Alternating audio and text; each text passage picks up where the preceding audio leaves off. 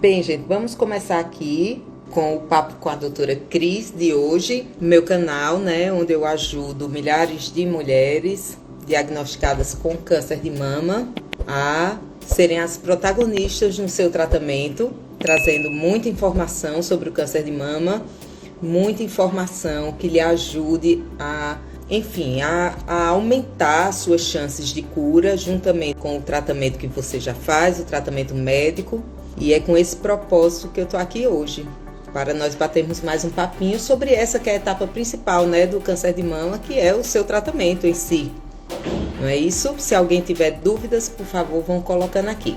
Antes de tudo, me apresentar, alguns não me conhecem ainda, eu sou a doutora Cris Bastos, sou médica mastologista há mais de 10 anos.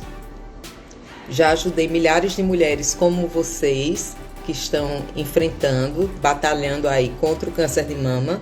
Já ajudei com o seu comprometimento contra a doença, que isso aqui é o mais importante. Oi, Yara, boa noite.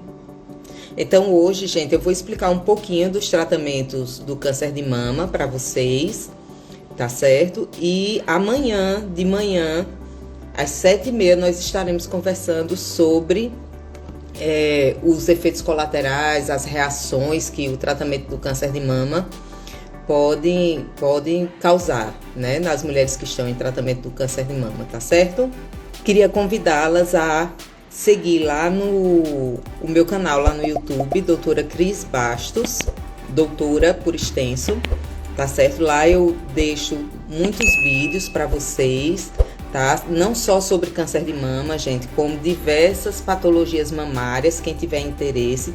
Ai, deve, Amanda? Pode não, deve. Eu terei o maior prazer em ter um pouquinho de paciência com essa internet, tá, gente? Me perdoem por isso.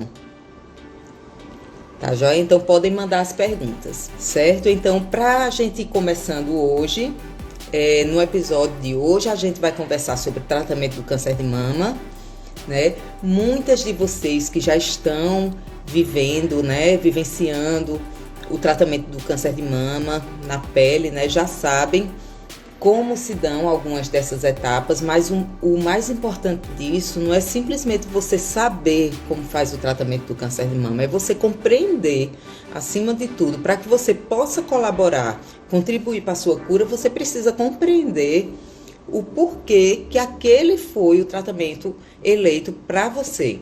Então é muito comum que eu receba no meu consultório as minhas pacientes com dúvidas do tipo, doutora, eu conheci uma amiga na clínica quando eu faço o meu tratamento oncológico e essa amiga começou o tratamento do câncer de mama pela quimioterapia e o meu começou pela cirurgia. Será que isso significa que ela possa estar com algo mais grave do que eu ou vice-versa? Então é muito comum esse tipo de dúvida, tá certo? E eu tô aqui hoje para explicar isso para vocês.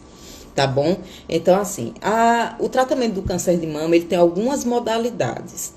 Ele é feito de uma forma muito complexa, tá certo? É algo bem elaborado, muito estudado na literatura médica, tá certo? O câncer de mama, eu já disse algumas vezes aqui, o câncer de mama é uma das doenças mais estudadas no mundo, tá? Em relação aos outros tipos de câncer, ele possui muitos detalhes, muitas nuances. Então, mulheres com câncer de mama podem ter cânceres totalmente diferentes, tá certo? Em relação ao comportamento e, consequentemente, em relação ao tratamento que vão receber. Então, a primeira coisa que a gente elege, que a gente precisa verificar para eleger o tratamento aqui, cada uma de vocês diagnosticadas com câncer de mama precisam fazer, é o estadiamento da doença. Quer saber o quê? Aquela pergunta básica, né? Doutor, em que estágio eu estou? Existe possibilidade de ter a doença em outros órgãos? Existe possibilidade de ter na axila? Tá certo? Então, isso é uma coisa super importante para nós médicos também e demais profissionais da área de saúde quando a gente vai elencar o tratamento que vocês vão ser submetidas. Boa noite, Lidiane. Maravilhosas são vocês.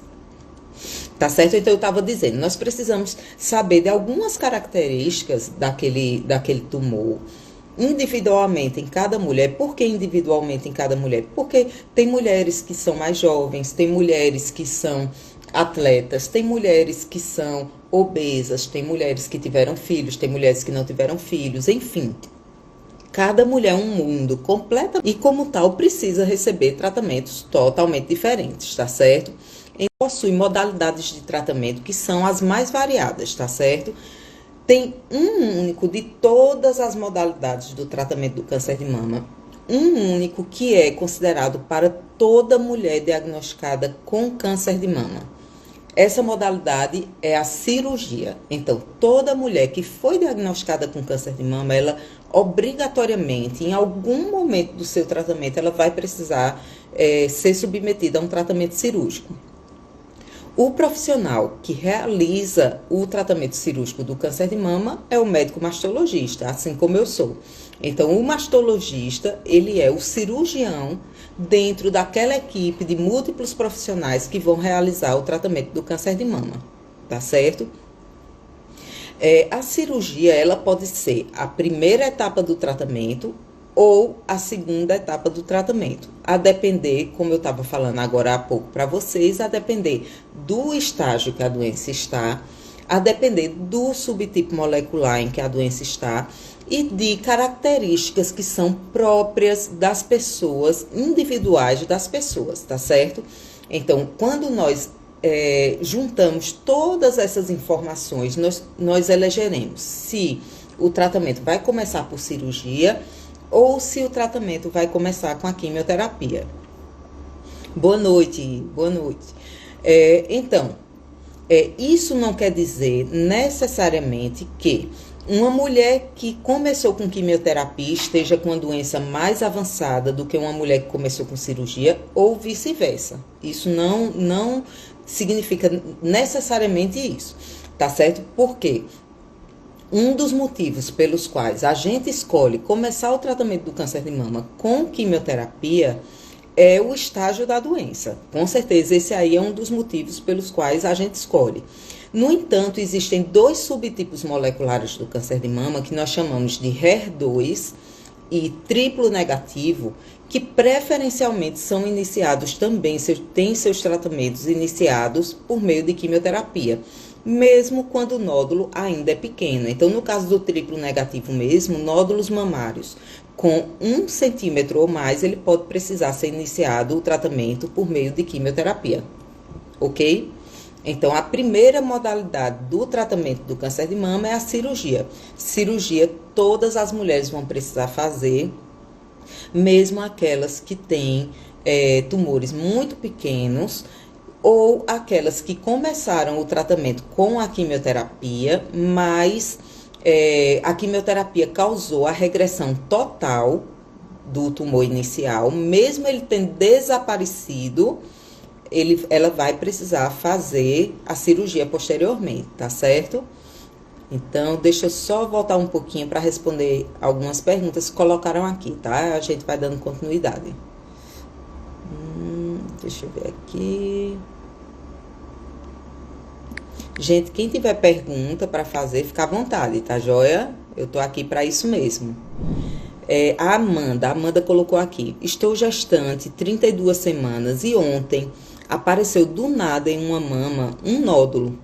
Será que é por conta da gestação, tipo leite empedrado? Não tinha nada antes. Veja só, Amanda, um nódulo que surge durante a gestação, ele pode ser desde uma alteração da mama da gestante, tá certo? Então, a mama da mulher que não está gestante é diferente da mama da mulher que está gestante. No entanto, essas alterações, elas costumam predominar nos primeiros meses de gestação. Então, é uma coisa muito comum que mulheres, no início da gestação, elas apresentem dor mamária, inchaço, desconforto, como se você estivesse num pré-menstrual, tá certo? Posteriormente, aí a mama vai sofrendo outros tipos de modificação, mudança de coloração, Os tubérculos de Montgomery, que são aquelas espinhas que aparecem no contorno da areola, eles vão ficando mais proeminentes, mais aparentes. Começa a aparecer diversos vasos, assim, umas redes de veias nas mamas, que nós chamamos rede venosa de Haller. Tudo isso é normal na mulher que está gestante. No entanto, nódulo mamário não é algo que nós esperamos em mulheres gestantes. Pode acontecer de ser leite empedrado numa mulher que está em aleitamento, tá certo? Mas é muito difícil uma mulher que está gestante apresentar uma produção de leite tão intensa que cause o surgimento a sensação do surgimento de um nódulo. Então, no seu caso, ainda mais você que está com 32 semanas ainda, é uma gestação que ainda vai demorar algumas semanas para seu bebê nascer, eu recomendo que você procure um profissional para mostrar esse nódulo. Não fique contando que isso aí é leite não, porque de fato pode não ser.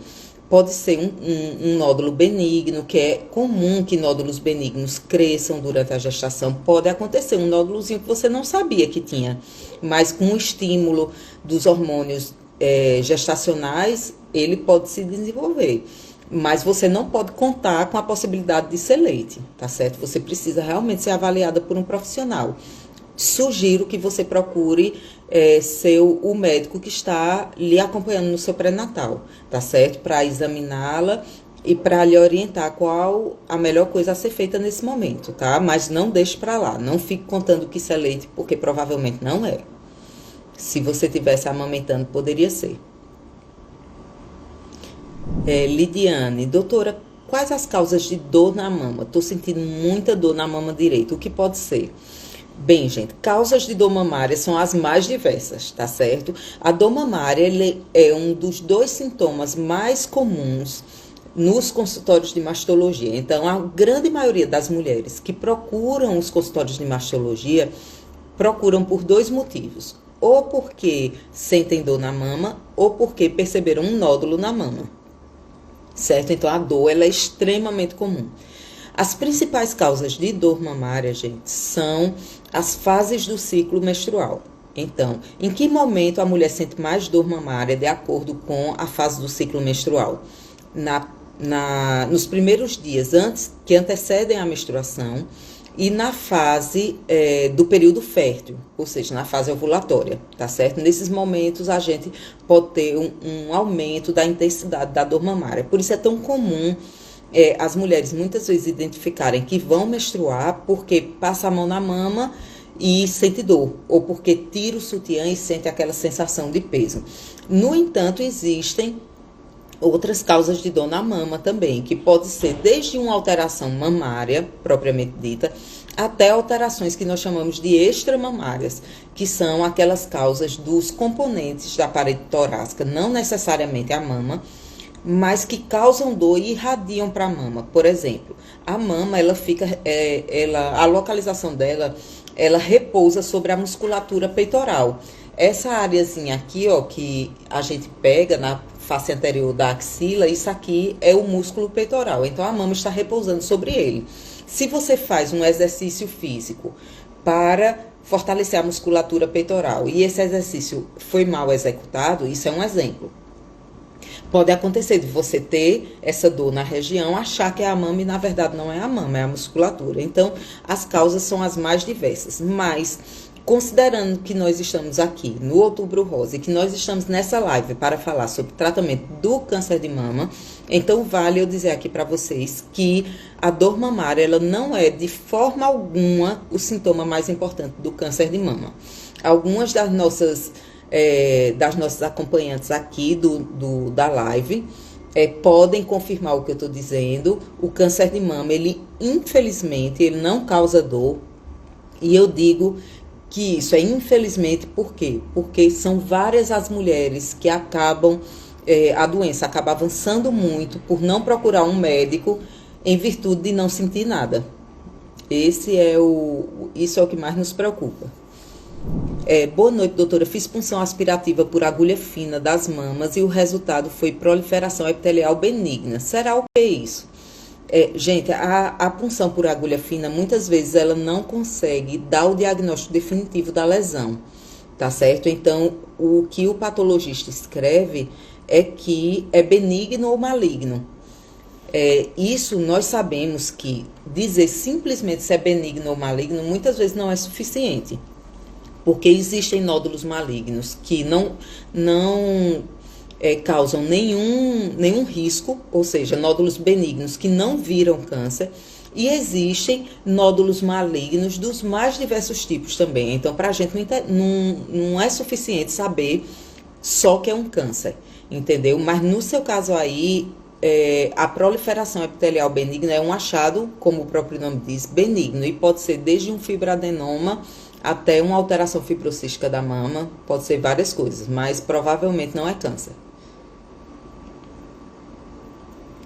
Bem, gente, continuando, as outras modalidades de tratamento do câncer de mama, então nós falamos da cirurgia, que é a modalidade que é comum a todas as mulheres diagnosticadas do câncer de mama, e aí nós vamos para as outras modalidades de tratamento do câncer de mama. Quimioterapia, tá certo? A quimioterapia, como eu disse para vocês agora há pouco, ela pode vir antes ou depois da cirurgia. A quimioterapia é aquela etapa que o tratamento é feito com medicamentos, tá certo? Então, o médico que é responsável pela prescrição desses medicamentos é o médico oncologista.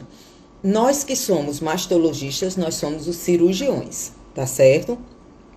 O oncologista, ele é o médico clínico, ou seja, o médico que prescreve as medicações, tá? E essas medicações, elas podem ser administradas das mais diversas formas, tá? Então, existem medicações que são feitas por soro na veia, existem medicações que são feitas em injeção intramuscular, existem medicações que são feitas em comprimidos por via oral, tá certo? Então, todas essas medicações que são usadas no tratamento do câncer de mama são prescritas habitualmente pelo oncologista.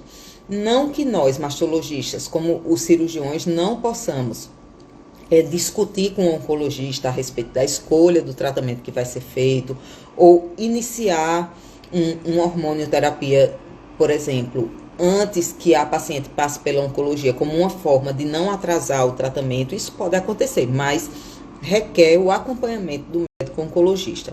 E do ponto de vista medicamentoso, nós temos 3 etapas do tratamento do câncer de mama que são feitas por meio de medicamentos. A primeira delas é a quimioterapia, a segunda é a hormonioterapia e a terceira é a terapia-alvo e a imunoterapia, tá certo? Então, essas 3 são etapas do tratamento do câncer de mama que são feitas por meio de medicamentos, tá certo? E aí, doutora, qual é a etapa que eu vou fazer? Químio? Eu vou fazer hormônio? Eu vou fazer terapia-alvo? Depende. Depende também do estágio da doença, depende também do tipo histológico do câncer que você tem, depende do subtipo molecular. Então, é mais uma mensagem que eu quero trazer aqui para vocês, que vocês evitem estar comparando o tipo de tratamento ou o tipo de câncer de mama que você tenha com o de outras mulheres, porque pode ser algo completamente. Isso aí é uma coisa que eu super reforço lá no Vencendo o Câncer de Mama, que é o acompanhamento que eu faço de mulheres com câncer de mama, onde eu explico detalhadamente como é o câncer de mama, qual é o que é um câncer de uma forma geral, quais as características próprias do câncer de mama, o porquê que no seu caso foi indicado quimioterapia, o porquê que no seu caso foi indicado cirurgia, e ensino também as mulheres a se tornarem a peça fundamental, a cerejinha do bolo no seu tratamento. Por quê? Porque o tratamento do câncer de mama, ele é feito, gente, com cirurgia, quimioterapia, hormonioterapia, é feito com terapia-alvo, com imunoterapia, mas o tratamento do câncer de mama, tão importante quanto cada uma dessas etapas que são prescritas pelos médicos, são as etapas pelas quais vocês que são diagnosticadas com câncer de mama são as responsáveis pelo tratamento. E o que é que eu quero dizer com isso? Eu quero dizer que é um erro de toda mulher diagnosticada com câncer de mama depositar toda a responsabilidade do tratamento e da cura do câncer de mama nos médicos, na psicóloga, na nutricionista, enfim, em toda a equipe de saúde que está lhe acompanhando durante o seu tratamento. Isso é uma falha. Obviamente, você precisa confiar no seu tratamento, se manter otimista, mas existem etapas do tratamento, existem fundamentos do seu tratamento que dependem única e exclusivamente de vocês. E o que é pior, muitas vezes, nós profissionais, por aumento de demanda, ou às vezes até, como em muitos casos, eu posso garantir a vocês como mastologista, que muitos profissionais de saúde não sabem dar determinadas orientações para seus pacientes. Por exemplo, a gente sabe que é extremamente importante que uma mulher que esteja em tratamento de câncer de mama, ela mantenha uma alimentação regular, aconselhada diretamente para pacientes oncológicos, que ela mantenha a prática de atividade física indicada, recomendada para mulheres em tratamento do câncer de mama, que ela mantenha um hábito de sono regular, que ela mantenha boa relação com as pessoas que estão ao seu redor. Então, tudo isso é importante e é determinante na chance de cura. Isso, gente, também é tratamento para a cura de vocês. E nós não costumamos, nós que eu digo profissionais de saúde, não costumamos orientar nossos pacientes nesse propósito. E isso é uma falha gravíssima, tanto dos profissionais de saúde que não orientam suas pacientes, como das pacientes que acham que isso é supérfluo. Entendeu? Que é algo que não é relevante, que não é importante. E aí eu digo para vocês, de que adianta, né? Eu digo para vocês aqui hoje e digo o tempo todo para minhas alunas lá do Vencendo o Câncer de Mama. Gente, o que é que adianta você estar com o melhor mastologista fazendo a melhor cirurgia? O que é que adianta você estar com o melhor oncologista prescrevendo os tratamentos mais de ponta que existem, se você chega em casa, você mantém um hábito de sono ruim, você mantém uma alimentação de má qualidade, você não pratica os exercícios que deveria? E aí, a resposta da maioria delas para mim sempre é a mesma. Doutora, meu médico não me orientou nada disso. Meu médico não me disse que eu tinha que fazer nada disso. E eu simplesmente sei que preciso ter uma alimentação boa, eu sei que eu preciso fazer exercício, mas eu não sei o que é um exercício bom, eu não sei qual o alimento que é bom para mim. A minha cidade não possui um nutrólogo oncológico, não possui um nutricionista oncológico que me oriente, que me diga o que fazer. E é nesse momento que vocês precisam ser as pessoas que vão ser responsáveis por essa etapa do tratamento e procurar essa ajuda. E foi com esse intuito que eu vim para as redes sociais para orientar o máximo de mulheres possível em relação a isso. Porque isso é tão importante quanto fazer quimioterapia, cirurgia e radioterapia. Na minha família é altíssimo o câncer de mama. A Ironeide está falando. Veja só, Ironeide, para saber o risco de acordo com o histórico familiar, é super importante que a gente saiba o grau de parentesco, tá certo? Então, se você tem muitas mulheres na sua família que tiveram câncer de mama, é importante saber qual a proximidade do parentesco dessas mulheres com você e quantas foram. Porque é totalmente diferente uma mulher que teve a mãe com câncer de mama, de uma mulher que teve 2 tias com câncer de mama, de uma mulher que teve 10 primas com câncer de mama. Entendeu? Não é a mesma coisa para todo mundo. Então, a gente precisa saber quem foi que teve na sua família, qual a idade em que teve, quantas mulheres tiveram, se foram cânceres de mama unilateral ou bilateral, tudo isso é super importante. Já marquei com você a consulta para a próxima semana. Legal, Amanda. Muito bom. Vamos lá, vamos dar uma olhadinha nesse seu nódulo, tá certo? Messia tá dizendo aqui, minha mãe tá com um nódulo de mama. Messia, tem que procurar investigar, gente.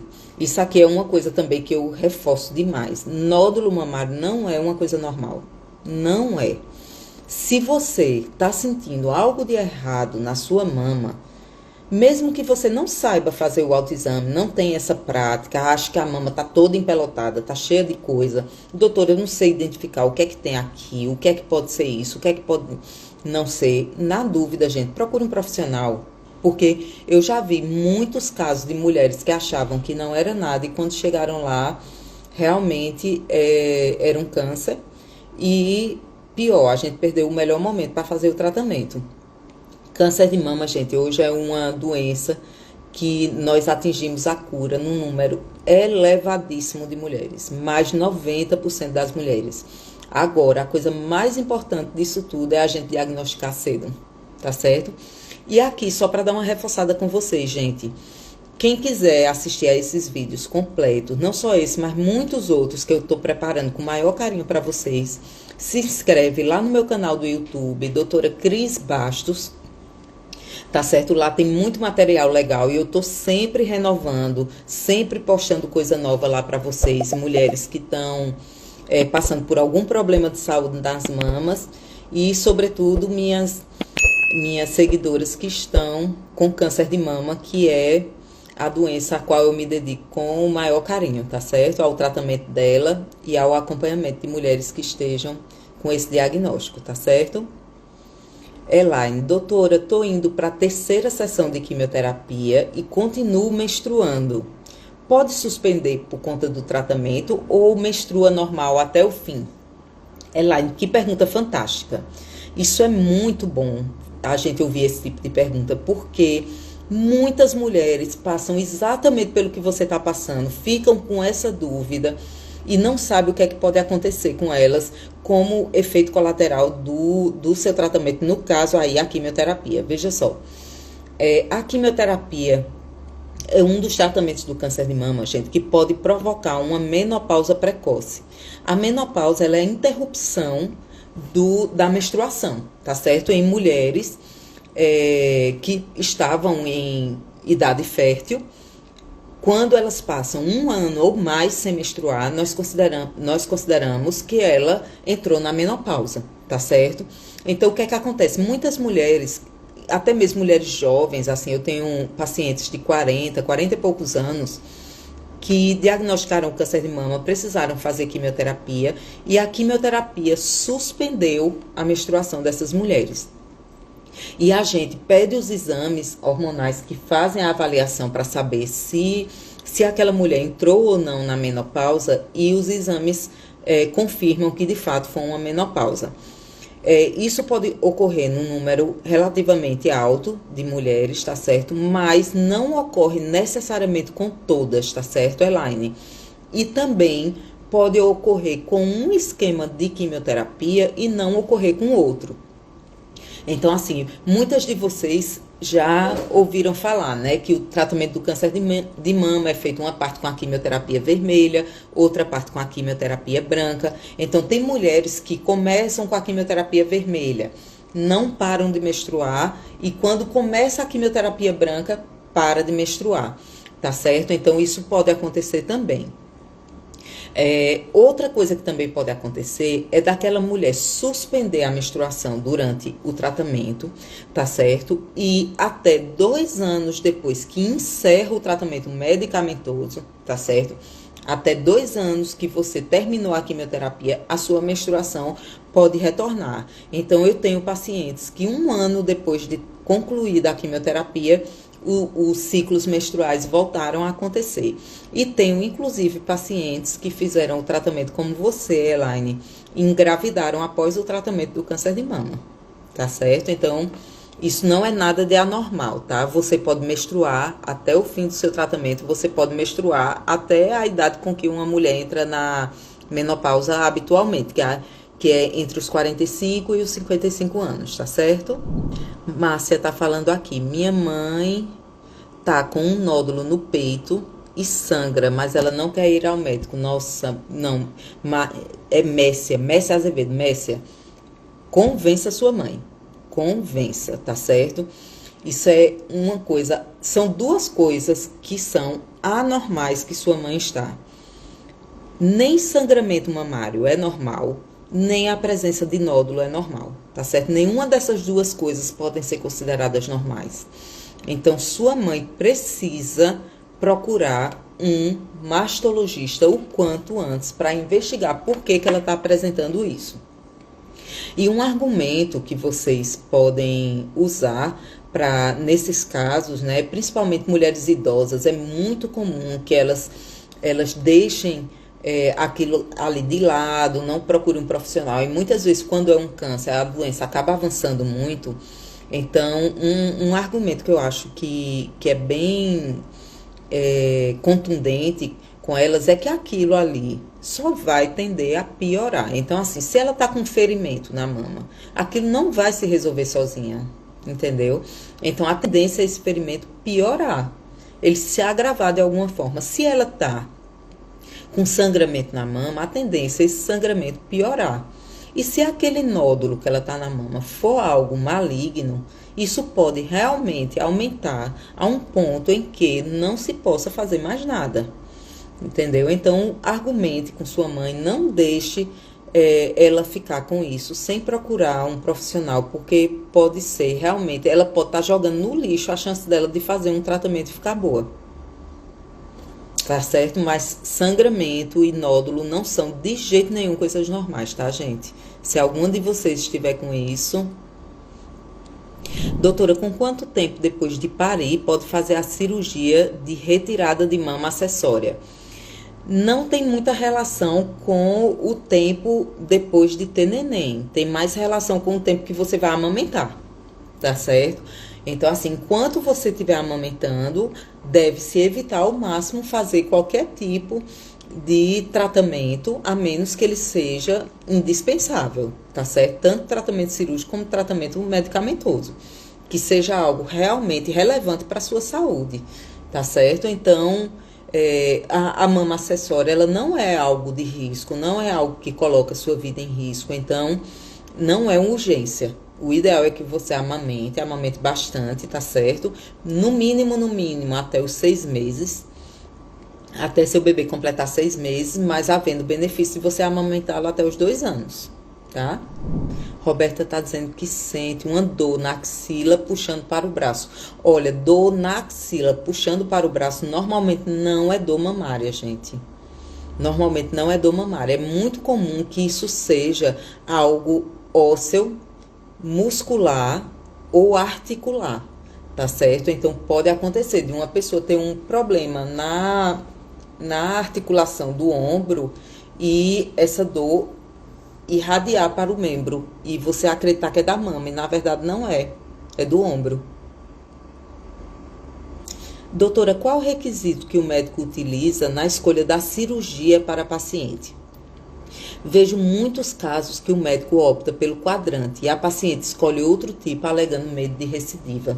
Pergunta maravilhosa também, Socorro. Veja só, hoje, sempre que houver a possibilidade para nós profissionais de saúde, a cirurgia de escolha sempre será a cirurgia conservadora, tá certo? Sempre será. Então, se aquela mulher tiver a possibilidade de fazer uma cirurgia conservadora, nós não retiraremos a mama dela. Um dos motivos pelos quais a gente escolhe isso é que foi até um tema que nós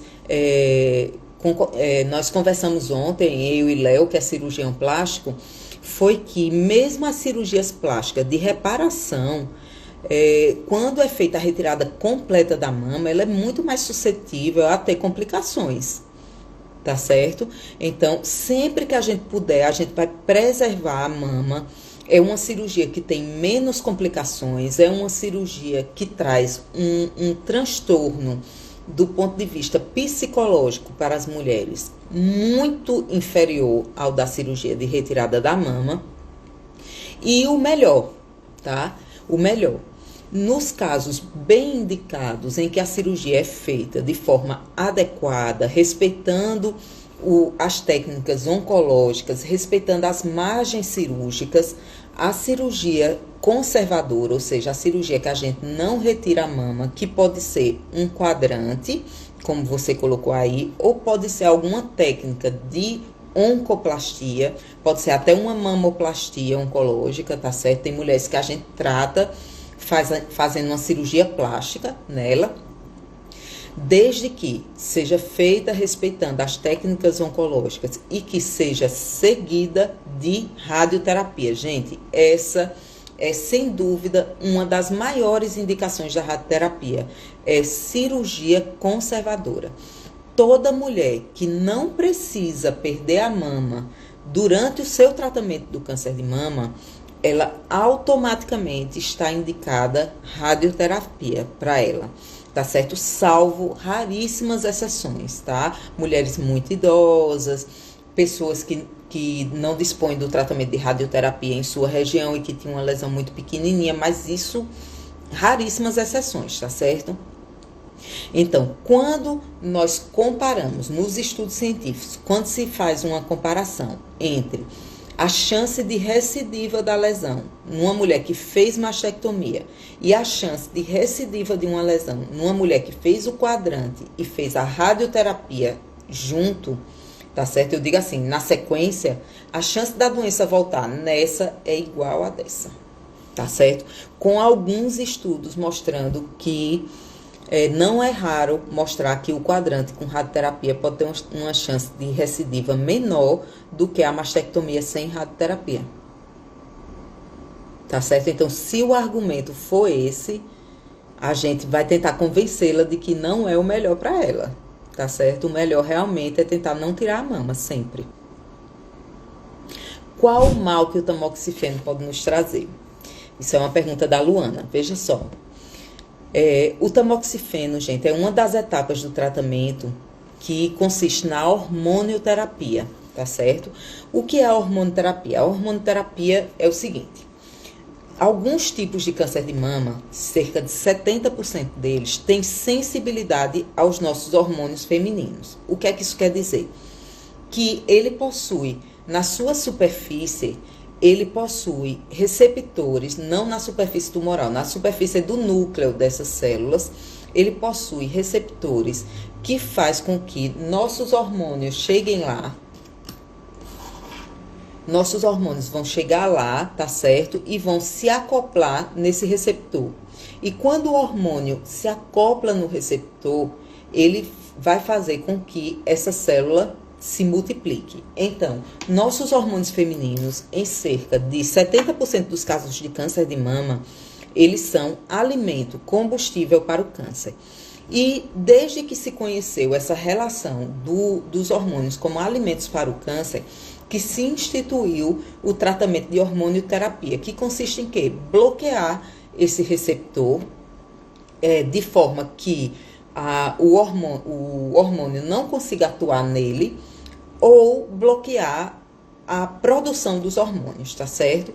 Nesse intuito é que nós fazemos o uso do tamoxifeno. O tamoxifeno ele tem essa função de bloquear a ação do hormônio na célula tumoral. Só que não existe um bloqueio hormonal que atue exclusivamente no tumor. Existem sim alguns tratamentos para o câncer de mama que atuam exclusivamente no tumor. Esses nós chamamos de terapia-alvo, tá certo? Mas a hormonoterapia não está entre elas. E aí o que é que acontece? Do mesmo jeito que existe um bloqueio da ação dos hormônios no tumor, existe um bloqueio da ação dos hormônios em outras partes do nosso corpo. Então, quais são os males do tamoxifeno? Um dos piores sintomas que o tamoxifeno pode causar é o fogacho, tá certo? E o fogacho é o quê? É aquele calor que ocorre da parte superior do tórax, indo para a cabeça, que causa suor, né? Que o rosto fica avermelhado e que é muito comum em mulheres na menopausa. Então, os fogachos, eles podem acontecer em mulheres que estão em tratamento contra o câncer de mama em função do tamoxifeno. Além disso, existem outros efeitos colaterais que são mais sérios do que os fogachos, tá certo? Que são a trombose, tá? Tromboses periféricas podem acontecer. E muito mais raro ainda, pode ocorrer uma proliferação da camada mais interna do útero, que nós chamamos de endométrio. E isso, num futuro distante poderia causar um câncer de endométrio, tá certo? Só que esses eventos, essas complicações mais sérias, elas são tão raras, Luana, tão raras, que não justifica não se usar a medicação no tratamento do câncer de mama. Por quê? Porque se considera que é muito mais provável que o câncer de mama vá retornar pela falta do tamoxifeno do que você vá vir a apresentar um câncer de endométrio ou uma trombose por conta disso. Tá certo?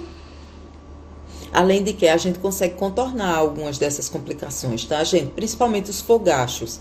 Eu sempre explico também para as minhas pacientes lá do Vencendo, e lá no Vencendo eu explico com detalhes como as mulheres podem fazer para reduzir os sintomas dos fogachos, ou seja, os efeitos colaterais da hormonoterapia.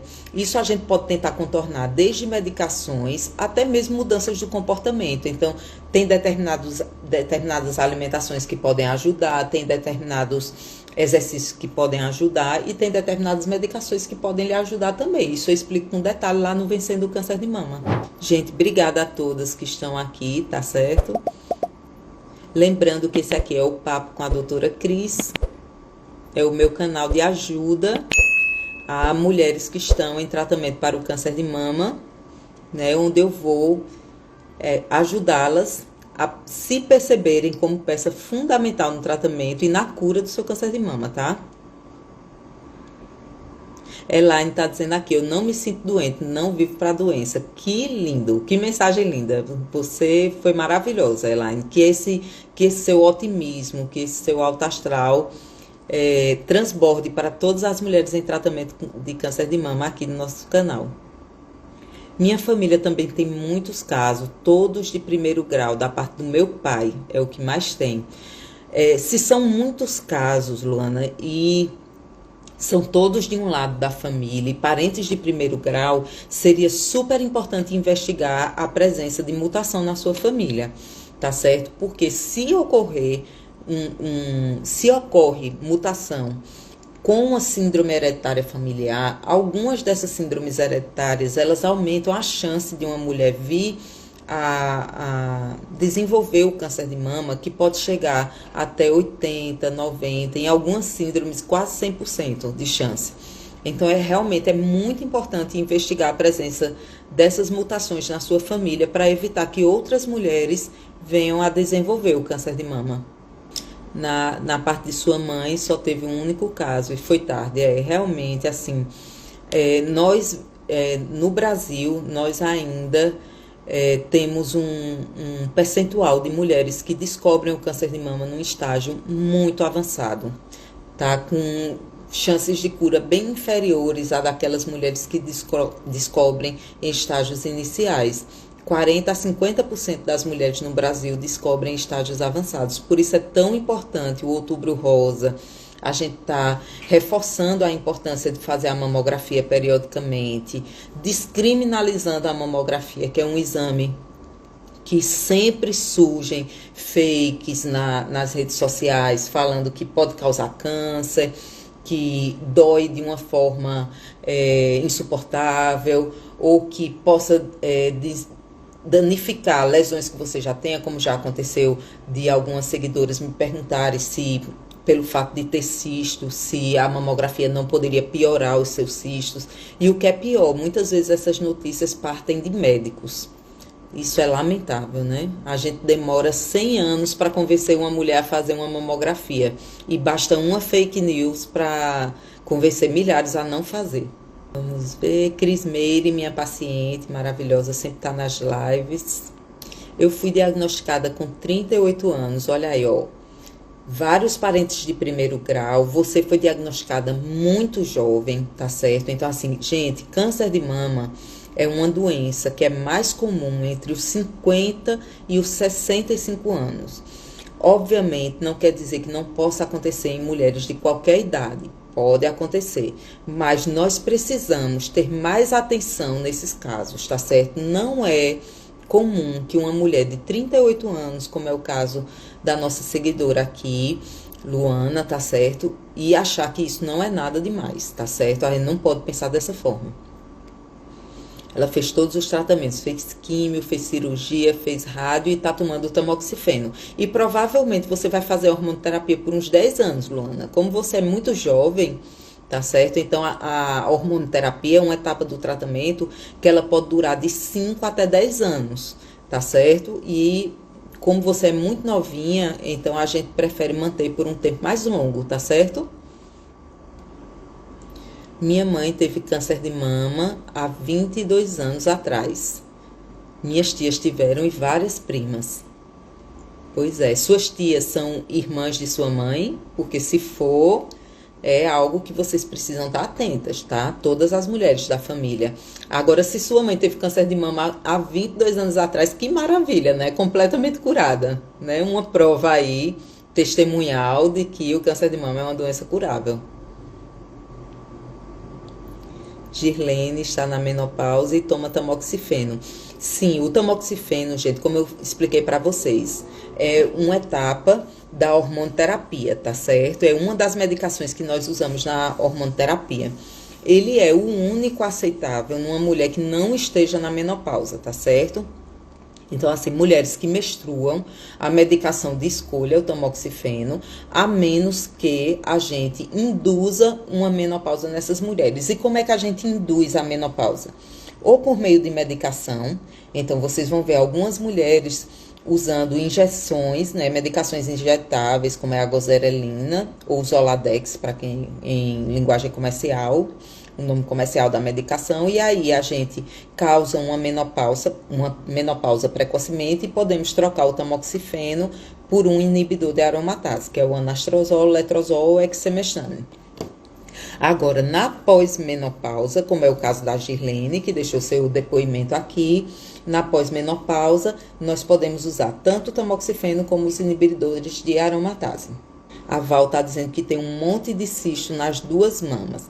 Val, cisto é um achado benigno nas mamas, tá certo? E não é considerado lesão pré-maligna. Então, a gente não costuma se preocupar com a possibilidade de um cisto mamário vir a virar um câncer, tá certo? Pode ter um só ou múltiplos. O risco de câncer é o mesmo, tá certo? Deixa eu ver se tem mais alguma dúvida. Agradecimentos. Eu que agradeço, gente, imensamente a vocês por estarem aqui prestigiando nossa live. A menstruação da Girlene suspendeu há 10 dias, pelo que eu entendi. Ela fez a quimioterapia ano passado e está com 41 anos. Girlene, tem que ver, porque assim, 41 anos, você não está na idade de estar na menopausa, né? Seria uma menopausa precoce. E se você já terminou a quimioterapia há algum tempo, então provavelmente não é sequela da quimioterapia. Então, o que é que pode estar acontecendo? Você pode estar entrando numa falência ovariana precoce, né?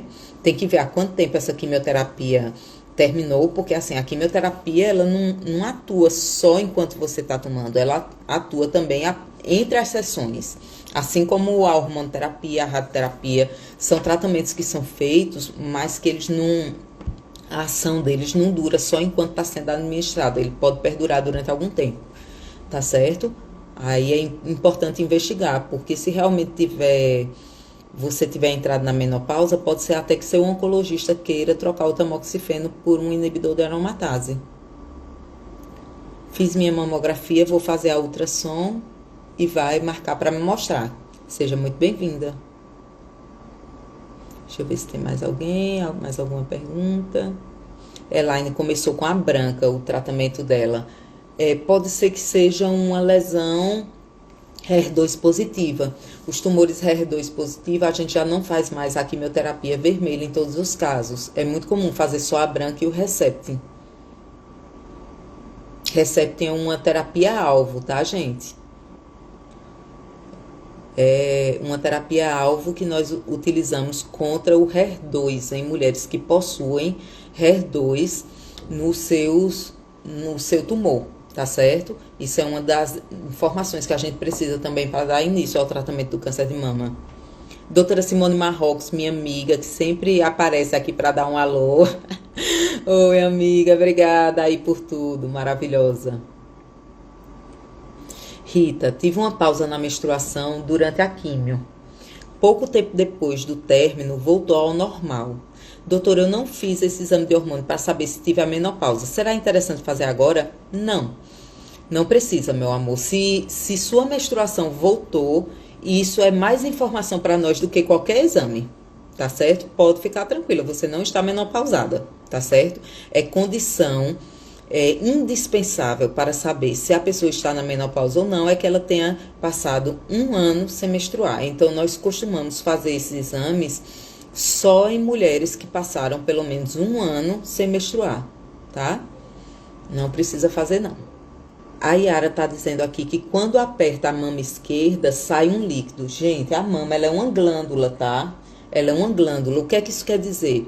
Glândulas são órgãos do nosso corpo que produzem algum tipo de substância. Essa substância pode ser uma secreção, que é como a gente reconhece as glândulas exócrinas, e podem ser hormônios, que é o que acontece com as glândulas endócrinas, tá?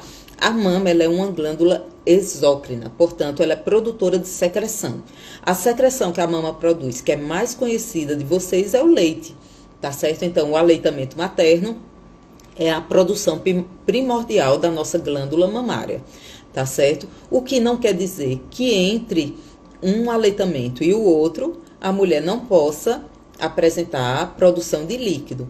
E como uma glândula, se nós apertarmos o mamilo, apertarmos a areola, pode haver a eliminação desse líquido. E isso é uma coisa absolutamente normal, desde que aconteça nas 2 mamas, que esse líquido não seja sanguinolento e que não esteja drenando espontaneamente ou em grande quantidade, tá certo? De qualquer forma, na dúvida, procura um mastologista, mas não precisa ficar aflita, porque o mais comum é que não seja nada sério, tá? A Luana disse que depois do tratamento ficou sem menstruar 2 anos, depois que iniciou a químio. Mas semana passada teve uma hemorragia vaginal. Quem sabe aí, né, Luana, não tá voltando a menstruação, será? É bom procurar um gineco, né? Um ginecologista para te ajudar nesse sentido. Existem alguns exames que podem ser feitos também. Eu explico isso bem direitinho lá no Vencendo o Câncer de Mama também. Tá certo? Tem alguns testes que a gente faz, alguns exames para saber se a mulher, após a oncologia, após a quimioterapia, se ela tá voltando a menstruar, voltando a ter ciclos menstruais. Não querer ir no médico, tem que ir, Elaine. Principalmente você que está tratando um câncer. Como é que não quer ir no médico? Não pode. Eu descobri no autoexame, ainda bem pequeno, em 1 mês, fiz todos os exames e comecei o tratamento. Arrasou. Arrasou. Um lindo exemplo.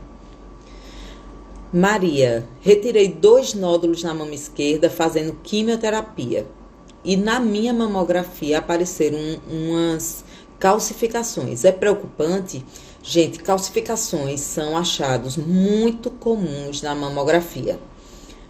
E o que nos diz se uma calcificação é preocupante ou não, depende da característica dessa calcificação.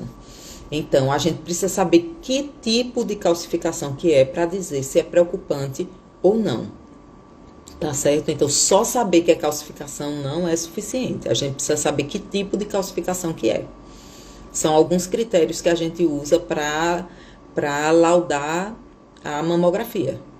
Inclusive, a calcificação é uma das coisas que faz com que a mamografia seja um exame tão maravilhoso, porque a ultrassonografia não tem capacidade para descrever as calcificações, e a mamografia tem. Girlene fez uma mastectomia radical. A gente hoje evita, Girlene, fazer.